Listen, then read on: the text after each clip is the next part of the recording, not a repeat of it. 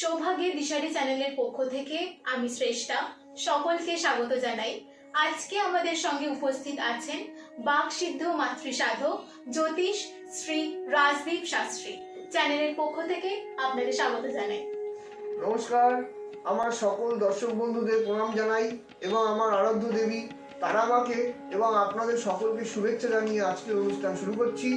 অনুষ্ঠানের শুরুতেই সকলকে আজকে নতুন এক বিশেষ পর্বে আপনাদের সকলকে স্বাগত জানাচ্ছি। আপনি তো পশ্চিমবঙ্গ তথা ভারতবর্ষের প্রত্যেকেরই জন্মচক, বাস্তুবিচার, হস্তরেখা এগুলো করেই থাকেন। তো অনেকেই আমাদের চ্যানেলে কমেন্টের সাহায্যে জানতেও চায় এগুলোর বিষয়ে আপনি তাদের জানানো। তো আশা করছি আজকে আমরা নতুন কিছু সম্বন্ধে জানবো, সে সম্পর্কে জেনে আমাদের দর্শক বন্ধুরা উপকৃত হবেন অনেকটাই। হ্যাঁ, অবশ্যই।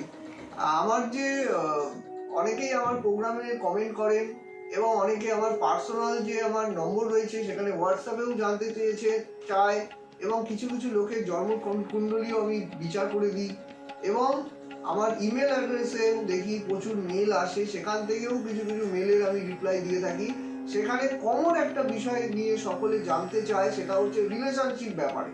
আজকে আমি সেই রিলেশন ব্যাপার নিয়েই তোমায় এবং দর্শক বন্ধুদের কিছু তথ্য আমি দেব, যা শুনে দর্শক বন্ধুরা বুঝতে পারবে কি কারণে সম্পর্কের মধ্যে টানাপোড়েন তৈরি হয়, সম্পর্কগুলো কি কারণে নষ্ট হয়ে যায়। এই বিষয় নিয়ে আজকে আমার মূল আপনাদের সামনে আমি আলোচনা করব।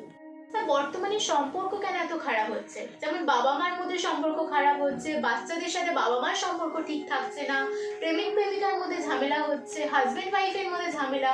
এখনকার দিনের প্রবণতাটা অনেক বেড়ে গেছে। আপনি যদি একটু জানান এটা কি করে আমরা রোধ করতে পারবো? অনলাইন কনসালটেন্সির মাধ্যমে আমার সাথে যোগাযোগ করতে পারবেন।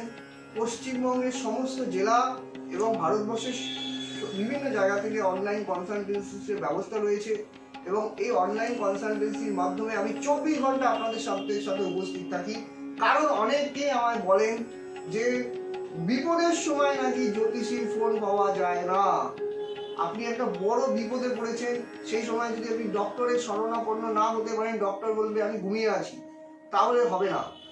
এগুলো হচ্ছে আমার কোনো সময় মানুষের যখন সমস্যা, সেই সময় কিন্তু দেখতে হবে তার কি সমস্যার জন্য সে আক্রান্ত হয়ে আছে।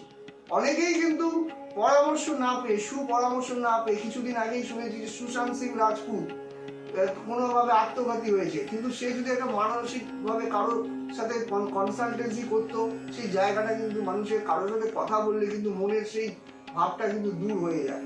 তো এই জন্য আমি একটা কথা দর্শক বন্ধুদের বলবো, আমি সব সময় উপস্থিত আছি, আপনারা চাইলে আমার সাথে যোগাযোগ করতে পারবেন।